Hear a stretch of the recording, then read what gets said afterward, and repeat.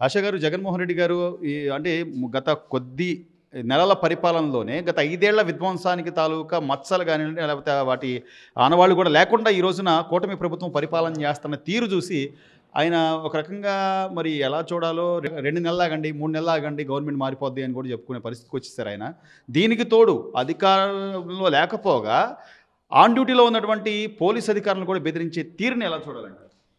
First of all ఏంటంటే జగన్మోహన్ రెడ్డికి మామూలుగా చిన్న మెదడు పాడైందనే చెప్పుకున్నాం మనం. శాంతం కూడా పిచ్చోడైపోయాడు. ఎందుకంటే అధికారం అహంకారంతో ఏ రకంగా మాట్లాడాడో తెలియక ఈరోజు అధికారం కోల్పోయిన తర్వాత ప్రజలు 5 కోట్ల ప్రజలు అడ్రస్ లేకుండా చేశారు. 151 సీటుకి 11 సీట్లు ఖాయం చేశారంటే తన పార్టీకి భూశాపం చేసేసారనమాట. ఆ అడ్రస్ లేని దాని మీద ఏం చెప్పడానికి చేతగాక ఏదో ఒక కుక్కలాగా వాగుతున్నాడు జగన్మోహన్ రెడ్డి.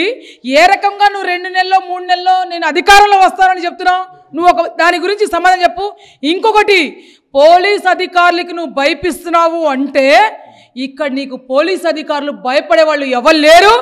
పోలీస్ అధికారి అంటే నీలాగా భూ కబ్జాలు చేసి మాఫియా చేసి రాలేదు.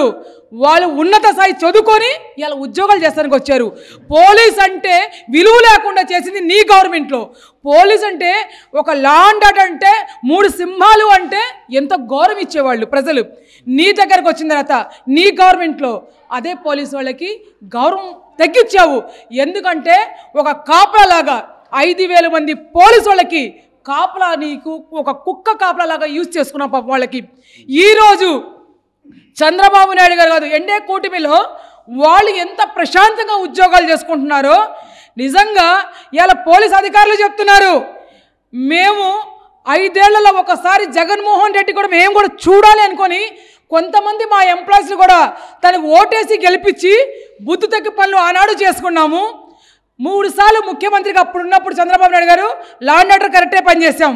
ఈరోజు ముఖ్యమంత్రి ఇదే లా అండ్ ఆర్డర్ కరెక్ట్గానే చేస్తున్నాం. అంటే తన ప్రతిపక్ష హోదాలో ఉన్నప్పుడు కూడా చంద్రబాబు నాయుడు దగ్గరికి పోలీసులు వెళ్ళి గౌరవంగా దండం పెట్టి మాట్లాడేవాళ్ళు తప్ప నో టంగ్ స్లిప్ అవటం వాళ్ళకు తెలదు. రెండోది, పోలీసు వాళ్ళకి బెదిరించడం కూడా చంద్రబాబు నాయుడు గారికి తెలదు. పోలీసు వాళ్ళ ఉద్యోగం పోలీసు వాళ్ళకి చేయండి అని చెప్పటమే బాబు గారికి తెలుసు. ఎందుకంటే ఈ 420 మాఫియా జగన్మోహన్ రెడ్డి తనకు పోలీసు వాళ్ళకి కళ్ళు ఎర్రగా చేస్తున్నావు, మళ్ళీ ఏందో చేస్తున్నాను. నీకు చట్టము 1 వారం 10 రోజుల్లో నీ మీద పెద్ద క్రిమినల్ కేసులు కడతానికి సిద్ధమైంది. ఎందుకంటే ఇలా అధికారం కాదు, ఇలా వాళ్ళు ఆన్ డ్యూటీలో ఉన్నోళ్ళ మీద మీ అంతూ తెలుస్తానంటాం. నువ్వు ఎవరు జగన్మోహన్ రెడ్డి ఎదవా? నువ్వు ఎవరు పోలీసు వాళ్ళకి భయపిస్తానికి? నీకు సంబంధం ఏంటి పోలీసు వాళ్ళకి భయపిస్తానికి? నీలాగా 420 లక్ష కోట్ల అవినీతి చేసి రాలేదు. వాళ్ళ తల్లిదండ్రులు కష్టంతో చదివించి ఈరోజు ఇలా పోలీస్ జాబులు చేస్తున్నారు. నీ గురించి ఐపీఎస్లు ఐఏఎస్లు బలైపోయి ఇలా కుటుంబాల భార్య పిల్లలతో ఏడుస్తున్నారు. ఎందుకంటే నువ్వంత దళితుడివి. ఇలా అధికారంలో ఉన్నప్పుడు అహంకారంతో ఏ రకంగా నువ్వు ఎంత యూజ్ చేసుకున్నావో మీ కార్యకర్తలు కానివ్వండి, మీ నాయకులు కానివ్వండి, పోలీసులు ఆనాడు పోలీసులు ఉన్నప్పుడు అట్లా యూజ్ చేసుకొని ఆ రకంగా చేశావు. కాబట్టే ఇవాళ పోలీసు వాళ్ళు ప్రశాంతంగా వాళ్ళ ఉద్యోగాలకి ఇంత మచ్చలేదు. వాళ్ళ ఉద్యోగాలు కానీ వాళ్ళ భార్య పిల్లలతో సంతోషంగా సుఖంగా ఎందుకు ఉన్నారంటే ఇది తెలుగుదేశం పార్టీలో నారా చంద్రబాబు నాయుడు గారు సీఎంగా ఉన్నంతకాలం వాళ్ళు సుఖంగానే ఉంటారని చెప్తున్నాము. అంటే ఈ రోజున ఏదో 7 సముద్రాల అవతల ఉన్నా కూడా మేము తీసుకొస్తామని ఒక పక్క అంబటి రాంబాబు గారు చెప్తున్నారు, ఇంకోవైపు జగన్మోహన్ రెడ్డి గారు చెప్తున్నారు. కొద్దిగా తేడా ఉండాలి. ఇప్పుడు కింద స్థాయి నాయకులకి లేకపోతే ఒక సీఎంగా చేసిన వ్యక్తికి నేను ఇన్నాళ్ళు లా అండ్ ఆర్డర్ కానీ లేకపోతే పోలీస్ అధికారులతో కానీ లేకపోతే ఐఏఎస్ అధికారులతో కానీ ఎలా ఉన్నాను ఏంటి అనేది సమీక్షించుకోకుండా మీరు 7 సముద్రాల అవతల ఉందా మేము చేస్తాం, లేకపోతే వచ్చేది మా ప్రభుత్వమే, అసలు ఇంత అజ్ఞానంగా ఎలా మాట్లాడగలుగుతున్నారు అనేది జగన్మోహన్ రెడ్డికి పిచ్చి ముదిరింది. పిచ్చి ముదరటం అంటే మామూలు ముదరటం కాదు. లండన్కి వెళ్ళేసి 2 నెలలకు ఒకసారి మందులు వాడుతున్నారంటే అంతగానే డబుల్ పిచ్చి ముదిరింది. అరే పిచ్చోడా 420 జగన్మోహన్ రెడ్డి, నువ్వు వాళ్ళు రిటైర్మెంట్ అయినా కూడా లాక్కొస్తాను. నువ్వు ఎవరో లాక్కొస్తానికి? నీకేం హక్కు ఉందని లాక్కొస్తావు? నువ్వు ఎవరు చెప్పడానికి? అంటే నువ్వు చేసిన అవినీతి పనులకి వాళ్ళు తీసుకొచ్చి నీ మీద కంప్లైంట్ రాశారని లాక్కొస్తావా? నువ్వు చేసిన భూ కబ్జాలకి ఈ భూ కబ్జా చేశాడని చూపించినందుకు వాళ్ళకి లాక్కొస్తావా? ఎవరు నువ్వు? నీకేం హక్కు ఉంది? నువ్వు రాజ్యాంగంలో ఏమైనా రాసి పైకి వచ్చావా? నువ్వు రాజ్యాంగంలో పోలీసు వాళ్ళు తప్పు చేశారు, మాకు తప్పు. నీకు పోలీసు వాళ్ళు ఏమైనా తప్పు చేశారా? నువ్వు చేసిన అవినీతి పనులకి పోలీసు వాళ్ళు మేము వెళ్ళి కంప్లైంట్ పెడితే పాపం వాళ్ళు కంప్లైంట్ తీసుకుంటున్నారు. వాళ్ళకి ఏమైనా సంబంధం ఉందా? రాజ్యాంగంలో అన్ని విధాలుగా ఒక కులం మతం లేదు. మేము ఫలానా భూ కబ్జా, ఫలానా వైసీపీ వాడు చేశాడు, ఫలానా ఏడు చేశాడని మేము చెప్తుంటే వాళ్ళు నిజమేంటో అబద్ధమేంటో అనేది నిరూపిస్తున్నారు తప్ప వాళ్ళు నిరూపించినందుకు ఎక్కడో ఉన్న వాళ్ళకి తీసుకొస్తావు నువ్వు. రేపు మాపు నీకు తీసుకెళ్తానికి పోలీసు వాళ్ళు సిద్ధంగా అయ్యారు. జగన్మోహన్ రెడ్డి అది నువ్వు చూడు. ఎందుకంటే రాజమండ్రిలో నీకు ఒక రూమ్ కట్టిస్తున్నారు, సపరేట్ రూము. ఎందుకంటే నీకు పిచ్చి ఎక్కువ ఉంది కాబట్టి నలుగురిని నీతో పాటు కూర్చోబెట్టినా కూడా నలుగురిని కూడా కొట్టేస్తావో లాగి తినేస్తావేమో. అది కాదు నీ రాజ్యాంగము. నువ్వు నిజంగా అయినా రాజకీయ నాయకుడు అయితే, నువ్వు నిజంగా 11 మందితో ఎమ్మెల్యేతో ఉంటే, పులివెందుల ఎమ్మెల్యేకి ఒకటి చెప్తున్నాము, మేము ఎందుకు ఓడిపోయాము? మేము ఇంత కష్టపడ్డాము, ఆనాడు కష్టపడితే మాకెందుకు ఓడిచ్చారు? మేము తప్పు చేశాం కాబట్టి ప్రజలు మాకు ఇట్లా పంపించారేమో, అది నేర్చుకో. పోలీసు వాళ్ళకు భయపెట్టం, అధికారులని భయపెట్టం, కలెక్టర్ని భయపెట్టం, అది నీది నైజం కాదు. జగన్మోహన్ రెడ్డి 10th క్లాస్కు ఫెయిల్ అయిన వాడివికి నీ రాజ్యాంగం గురించి రాజకీయం గురించి తెలియని వాడివి. నువ్వు ముందు రాజకీయం గురించి చదువు. 420లు గుట్కాగాళ్ళు ఎవరెవరో నీ దగ్గర పక్కన వచ్చేసి డ్యాన్స్ వేసేవాళ్ళ మాటలు నమ్మి నువ్వు ఇదేవబాకు.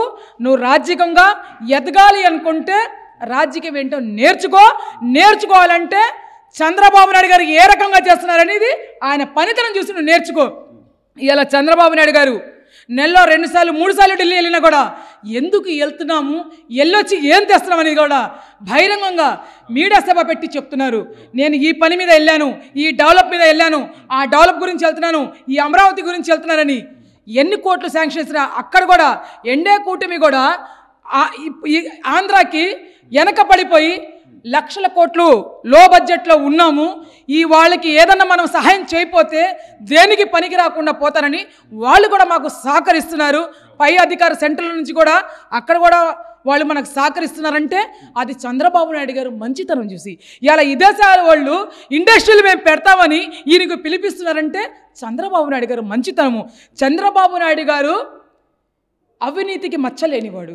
చంద్రబాబు నాయుడు అనే మనిషి ఎక్కడైనా కూడా ఏ రోజైనా కూడా 45 సంవత్సరాల చరిత్రలో ఇంత మచ్చ తెచ్చుకోలేని రాజకీయ నాయకుడు కాబట్టి. అంటే ఇన్ని సుమారు 12 సంవత్సరాలుగా బెయిల్ మీద బయట ఉంటూ వాయిదాలను తప్పించుకుంటూ గత 5 ఏళ్ళు సీఎంగా ఉన్నాను కాబట్టి నేను రాలేకపోతున్నాను, అందుబాటులో లేనని చెప్పుకుంటున్న జగన్మోహన్ రెడ్డి గారు ఈ రోజున ఆయన నిజంగా ఆయన నిజాయితీని నిరూపించుకోవాలంటే ఆయన మీద ఉన్న కేసుల గురించి కానివ్వండి, లేకపోతే అంతకుముందు ఏదో కోడికత్తి దాడి జరిగిందన్నాడు దాని గురించి కానీ వీటన్నిటికీ కూడా ప్రభుత్వంతో మన గవర్నమెంట్కి సహకరించవచ్చు, లేదా అందులో ఉన్నటువంటి కేసులు ఆయన మాఫీ చేసుకోవచ్చు. ఈ వదిలేసేసి ఎంతసేపు అసలు అరాచక పాలన జరుగుతుంది, మా మీద కక్షపూరితంగా దాడులు జరుగుతున్నాయి అంటే నిజంగా కక్షపూరితంగా దాడులు జరిగితే ఆయన ఇంత స్వేచ్ఛగా ఈ రోజున బెంగళూరు లేకపోతే విదేశాలకు వెళ్ళే అవకాశాలు ఉంటాయా?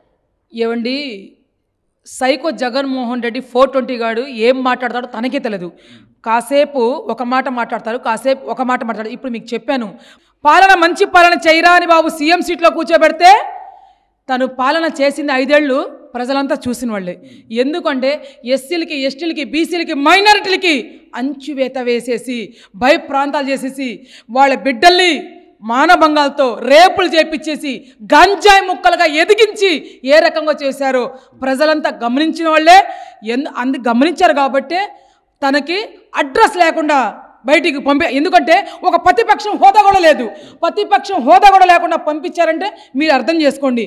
రెండోది, ఇవాళ ఆయన అవాకులు చవాకులు మాట్లాడుతున్నాడు అంటే తన చట్టము చట్టం తన పని చేసుకుంటుంది అని తెలుసు కాబట్టే ప్రజలు నా మీద ఏమైనా జాలి పడతారేమో అని ఆలోచిస్తున్నాడేమో.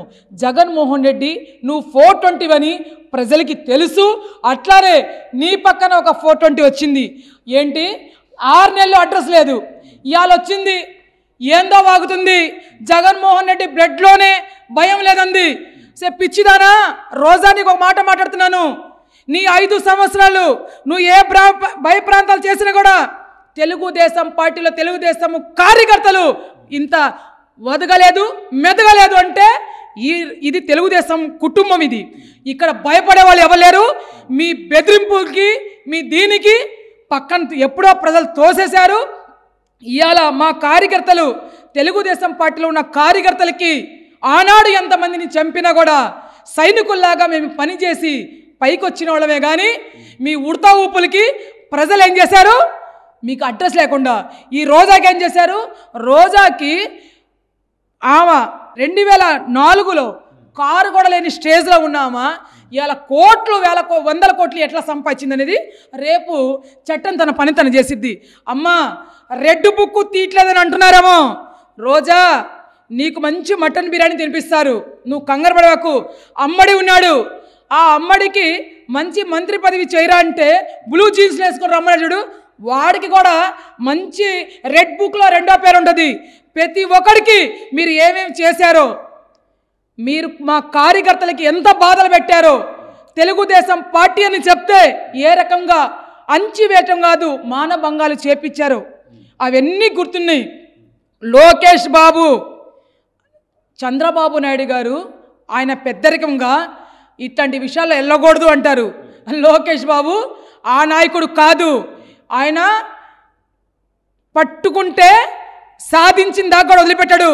ఆ రోజు పాదయాత్ర చేస్తాను పోతున్న యువగలంకి ఎన్నో పేర్లు పెట్టారు మీరు. ఇవాళ మీ కుక్కలకి నోర్లు చూపించారు. 1,00,000 ఓట్లు మెజార్టీతో గెలిచి చూపించి ఇవాళ మంత్రి పదవిలో కూడా ఈరోజు రేపో ఆయన కూడా సీఎం సీట్లో కూర్చుంటానికి సిద్ధంగా ఆయనకు సీఎం చేసే బాధ్యత కార్యకర్తల మీద ఉంది. మేమందరం కూడా ఆయన సీఎంగా కావాలని మేము కోరుకున్నాం. ఎందుకంటే యువ నాయకుడు, అనుభవం ఉన్న నాయకుడు, తండ్రి అడుగు జాడలో నడిచాడు. తండ్రి ఏ రకంగా చేసిన అభివృద్ధి పనులు చూశారు.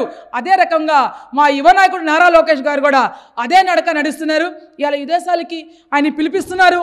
బాబు, మీకేం కావాలా? మీరు యువ నాయకుడు, మీకు ఇండస్ట్రీలు ఎన్ని పెట్టాలా చెప్పండి అంటున్నారంటే అది చంద్రబాబు నాయుడు కొడుకుంటే, అది నారా లోకేష్ గారు అంటే ఈలాగా 420 గాడు, ఈలాగా 1,00,000 కోట్ల అవినీతి వాడు కాదు మా నారా లోకేష్.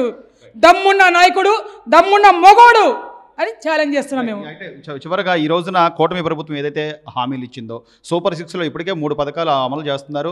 3వది రేపో ఎల్లుండో ఈ మహిళలకి బస్సు ప్రయాణం అనేది అనౌన్స్ చేయబోతున్నారు.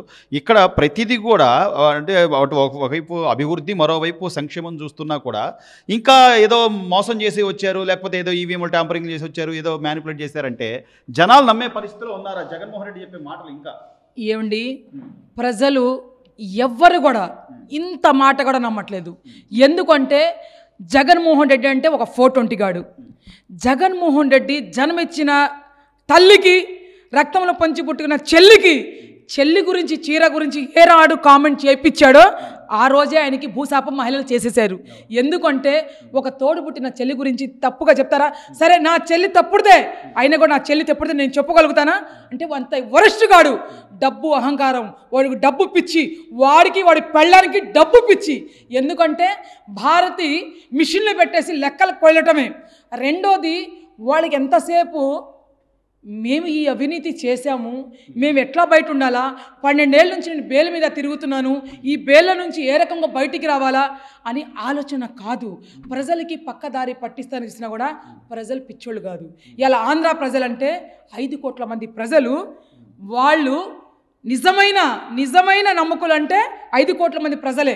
ఇవాళ అమెరికా నుంచి వచ్చి ఓటేశారంటే మీరు అర్థం చేసుకోండి. ఇతర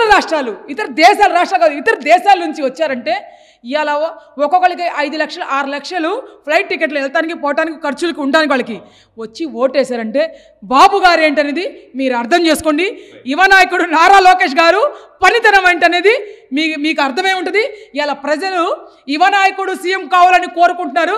త్వరలో ఆ పని కూడా అయిపోయిందని మేము అనుకుంటున్నాం.